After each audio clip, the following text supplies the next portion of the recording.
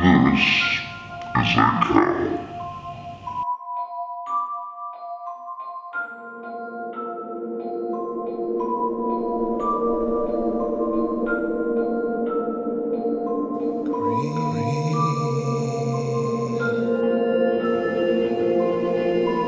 Grease!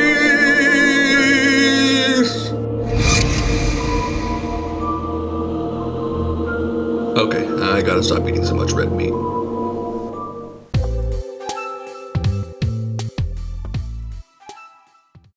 You know, I think if Meatless Mondays and Taco Tuesdays ever got together and had a delicious food baby, it might just be fish tacos.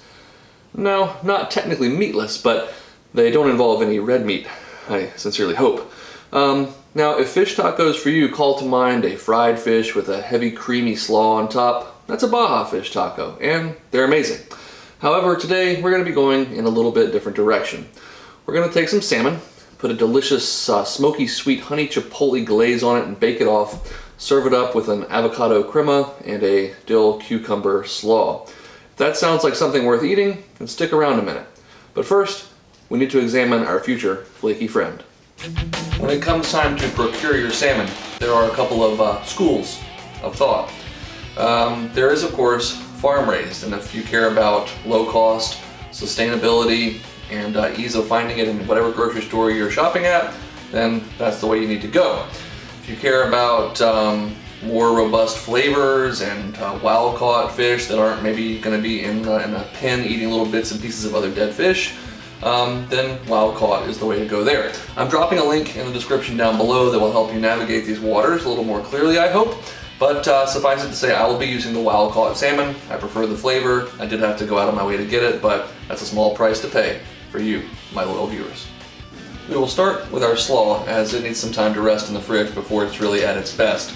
Now, you could certainly buy bagged cabbage and throw some mayonnaise and vinegar in there, but this is a very bright, acidic, and also floral slaw that pairs really wonderfully with the smoky and sweet salmon. So I highly encourage you, even if you don't like cucumbers, and I know you're out there, and I know your name, and I know you're watching, you should try it, at least once. If you hate it, text me later, okay? Let's get to work.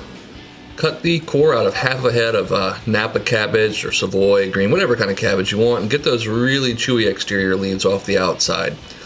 Then take a sharp knife or mandolin or food processor, whatever, and just really shave some really thin, fine slices of the cabbage.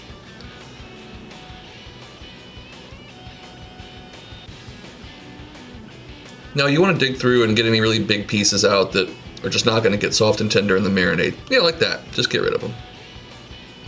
Take a cucumber and only need half of it, and then take that half and, well, cut it in half.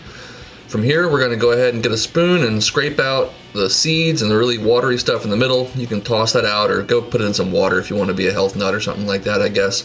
Then all you need to do is go ahead and slice the cucumber up into small pieces and give any tiny little residual bits to your dog. Now we're going to take some fresh dill. It's going to end up being about 2 tablespoons worth when we're finally done. Just cut the fronds off and then, go through them until they're all finally minced up. Go ahead and get those into your bowl. Now it's time to talk about the marinade. Seasoning, of course, with pepper and salt first. And then we're going to add about 1/4 cup of white vinegar. Just plain white vinegar will work. Apple cider vinegar would do as well. And then we're going to add 1 to 2 tablespoons of good quality honey. That's all you got to do. Just mix her all together, and you really want to mix thoroughly. Make sure everything's well combined, and get it into the fridge for at least an hour, but overnight's even better. Alright, so we've got our bright, tangy, refreshing slaw. Now we need something that's cooling and creamy to go along with the slaw and the fish, and for that, I recommend an avocado crema. Crema is actually a term for like a Mexican kind of style of sour cream that's a little bit more loose than sour cream. Now you can usually find it in some grocery stores in the ethnic food section, but in the event that you can't, I'm going to show you how to make a reasonable facsimile in the comfort of your own home. We're going to start with 1 very ripe avocado.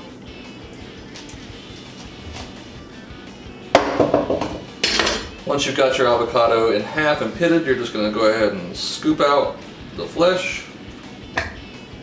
Next up, the zest and juice of 1 really large lime or 2 if yours are smaller.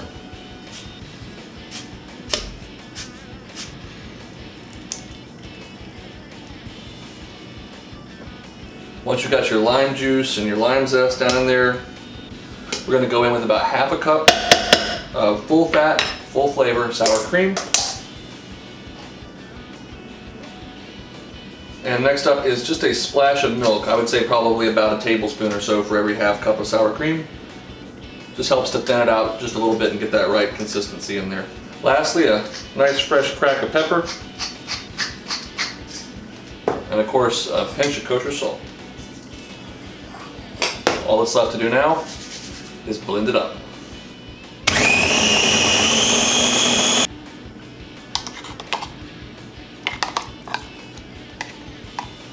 And when you've had it just about up to the gills with all your other prep work, it's time to bring on the star of the show, the salmon. So for our tacos, I will be using these delicious 6 to 8 ounce fillets of king salmon. If you are buying wild caught salmon, king or chinook or coho would be the three that I would varieties that I would look for. Now I do want to point out, we've got some bones still left in here, and if I were going to be serving these whole to guests, that would be a problem, and I would want to remove those either just by pulling them out or using some tweezers if you can't get them with your fingers. But for our purposes, we're going to be baking these and then flaking the flesh off to put it in the tacos, so those bones are going to come out one way or another. No worries. Speaking of that baking, we got to get them glazed first. Let's do it. Alright, so we're just going to take one roughly chopped up piece of garlic and get that into a little cup that we can mix things in. You could do this in a food processor as well. We're going to put about 1/4 cup of that good old honey in there, and then bring on the heat. This in the form of chipotle peppers and adobo. These are basically smoked pickled jalapenos. So if you're not a spice fan, put 1 in. I'm going in with 2. If you're crazy, do 3. And then just blend everything up.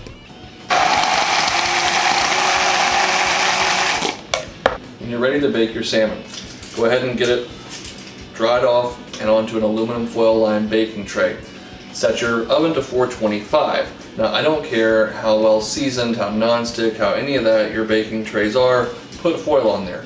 If you've ever tried to get salmon skin off of a baking tray and thrown it away because you couldn't get it off, you'll know what I'm talking about. Nothing left to do now except get a little bit of salt and pepper on each fillet.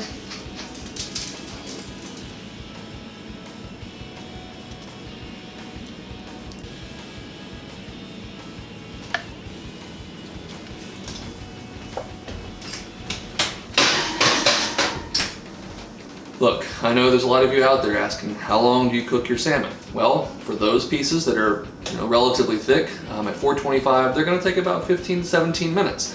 If you're cooking thinner ones, obviously it's going to take less time. I can't tell you anything other than check it with a thermometer. Once you start to hit about 120 to 130, you really ought to pull it out, unless for some reason you like your salmon well done, in which case, just leave it in there a little bit longer. Oh, by the way, while your salmon cooks, you may want to take a few flour tortillas, or corn if you're a corn brother or sister. Get those wrapped up and into the oven to heat through as well.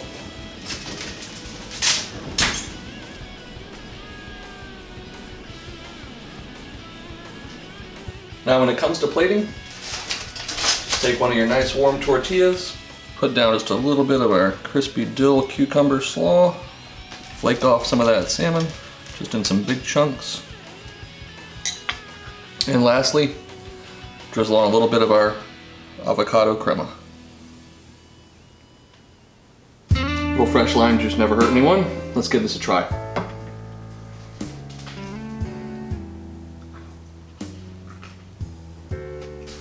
All the flavors just work wonderfully well together. It's sweet, spicy, smoky, creamy, tangy.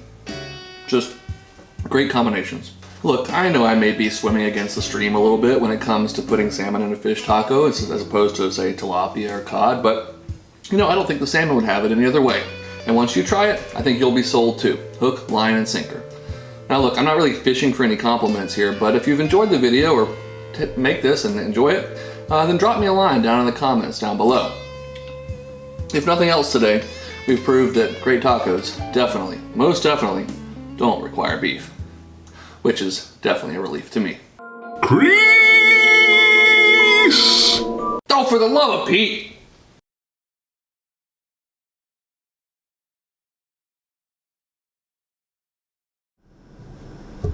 Hey,